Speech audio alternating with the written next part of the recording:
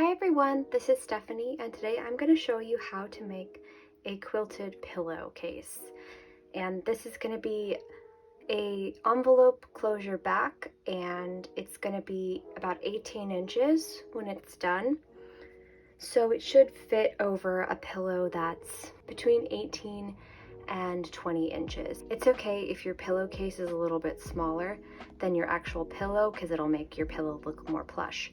For your supplies, you'll need 4 fat quarters or quarter-yard cuts of quilting cotton in different colors or prints. I actually have 5 here because I'm going to use a different design for the inside of my box here. So you can kind of pick an accent fabric to go here where you want to feature it in the center if you like. Otherwise, you can just stick to 4. Then you'll want about half a yard of quilting cotton for the back of your pillow.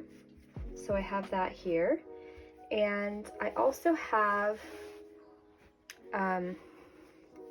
some batting, or you can use fusible fleece or anything you want to actually use to quilt to your pillow. And then I have just some muslin. You can use any sort of plain fabric to go, it won't be seen, it'll be on the inside of your pillow for the backing of your quilt. In addition, it's really useful to have a clear quilting ruler like this one here. I'm also going to be using my rotary blade here to cut and a little cutting mat. And then to really precisely mark some of the lines that we're going to do, I recommend either using air and water soluble ink like one of these markers or a frixion pen. And then I have my seam gauge. So let's get started. So I like to start by looking at my design and deciding which of my fabrics I'm going to use where on this design. And once I have determined that, I am going to either tape or staple a little tiny piece of that fabric here under fabric A, B, C, and D, and that will kind of help me as I go through the instructions, so you'll know which fabric we're talking about.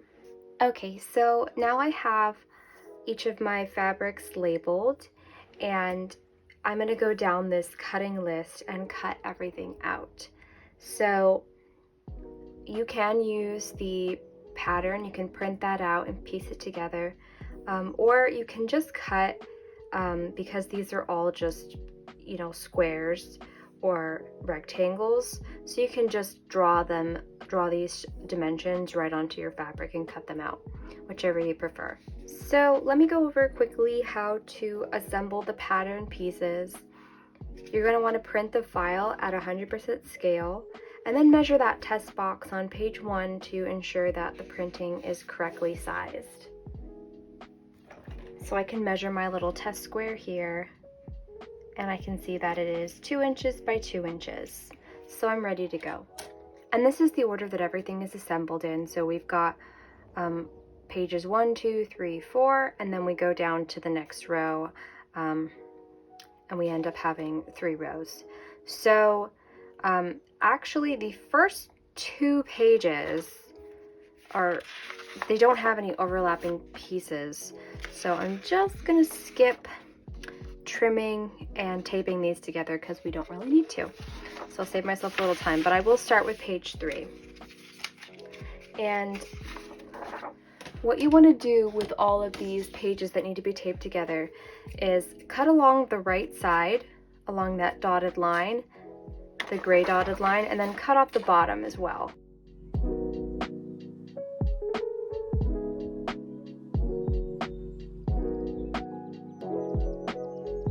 It's really helpful to have a large table, or you can do this right on the floor. And once you've trimmed and taped everything together, it should look like this.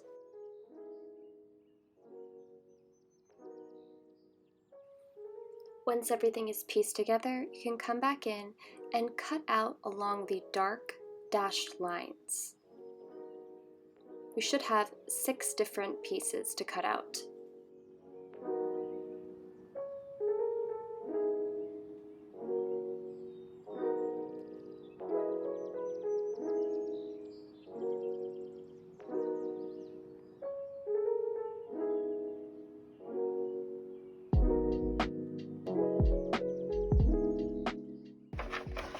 Alright, so you should have 6 pattern pieces. Pattern piece 1, 2, 3, 4, 5, and 6. And I realize there is a typo here, so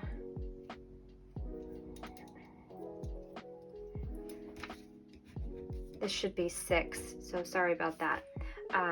But it is the 18.5 inch by 12.5 inch one. That is pattern piece 6. So now I'm going to show you how I go about cutting out all of my pieces. So start by looking at your checklist here, and we're just going to cut all of these and check them off as we go. So starting with fabric A, it says to cut a 6.5 inch by 6.5 inch square. Cut one of those. And that is actually the center of our design, that center square. So I'm going to differ from the pattern a little bit, and you can do that too. Just choose whatever you want to be featured in the center of your square.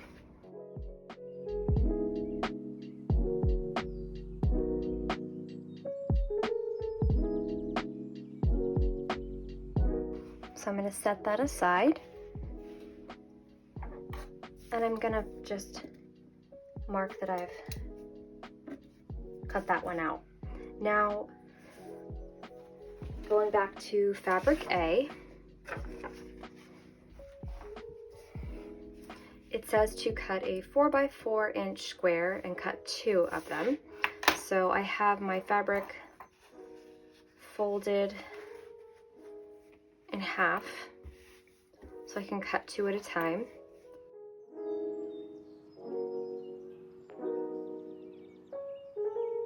Okay, and that's it for fabric A. And for fabric B, I am cutting out 4 4x4s, so that means I'm gonna need to, this is folded in half here, so I'll need to cut this pattern piece twice. And then I also need to cut a 3.5 by 3.5, and I'll need 4 of these as well, so I'll need to cut this piece twice. So make sure you give yourself enough room to cut both pieces twice.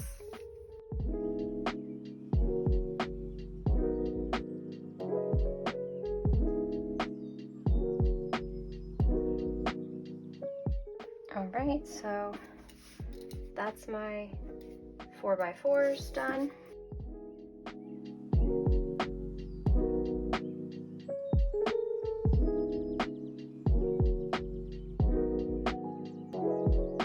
So for me, fabric C is this fabric. And let's see, I'm going to be using the 4x4 piece, and I'll need to cut 6. So with my fabric folded in half, I will use this pattern piece 3 times.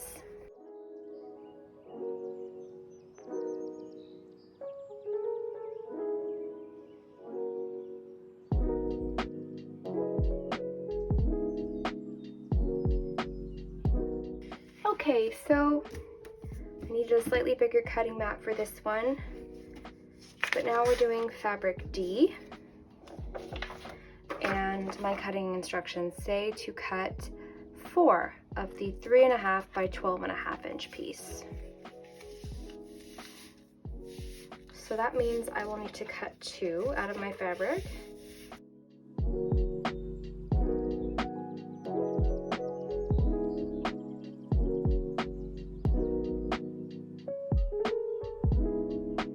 Moving on, I'm going to cut the fabric that I'm using for the back of the pillow.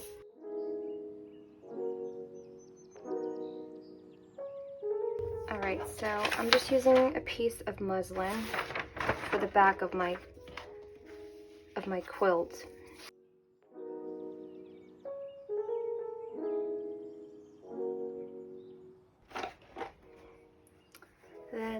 also have my batting, and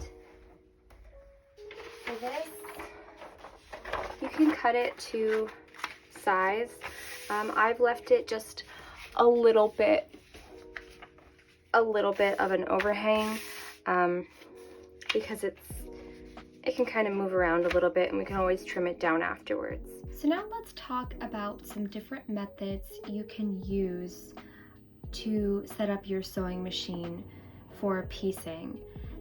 So when we are piecing our patchwork, like you do when you're making a quilt, you're going to use a really small seam allowance, a 1/4 inch seam allowance, and that can be a little bit tricky for some people. So let me show you some different techniques that you can use to get a really accurate 1/4 inch seam allowance. So there are a few different feet here that you may or may not have with your sewing machine. So to start off, probably the best option is to use a 1/4 inch foot, and it may not look exactly like mine. So definitely check with your sewing machine manual and see if it came with a 1/4 inch foot. And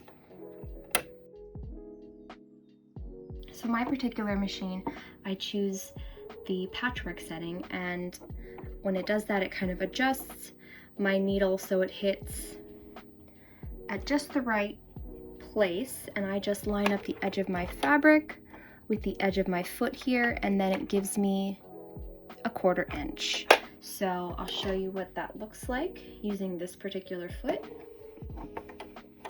So I just line up the edge of my fabric. The other thing I'm going to change on my machine is the stitch length. So when you're piecing, you usually use a really short stitch length.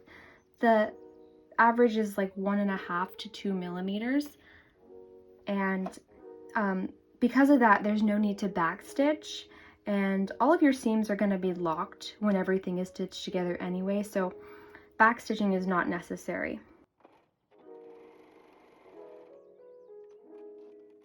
And you can measure this and just double check that you're getting close to a 1/4 inch for your seam allowance. And if you're not, you might want to just adjust, how you're stitching, move your fabric a little bit in or out, and use something on your presser foot as a visual guide. So let's say you don't have a dedicated 1/4 inch foot. What you can do is measure over using a seam gauge and mark where 1/4 inch is. I think that's pretty accurate right there. So just mark where a 1/4 inch is on a little piece of test fabric. And you're gonna line up, in my case, I'm gonna line up the edge of my fabric with the right edge of my fabric with the right edge of my presser foot. Now I'm gonna play with my settings a little bit. So with my needle in its current position, it's too far over to the left. It's not gonna hit this green line that I drew. So I'm just gonna adjust my stitch width, which adjusts the needle position when you're straight stitching, until I'm happy with the placement.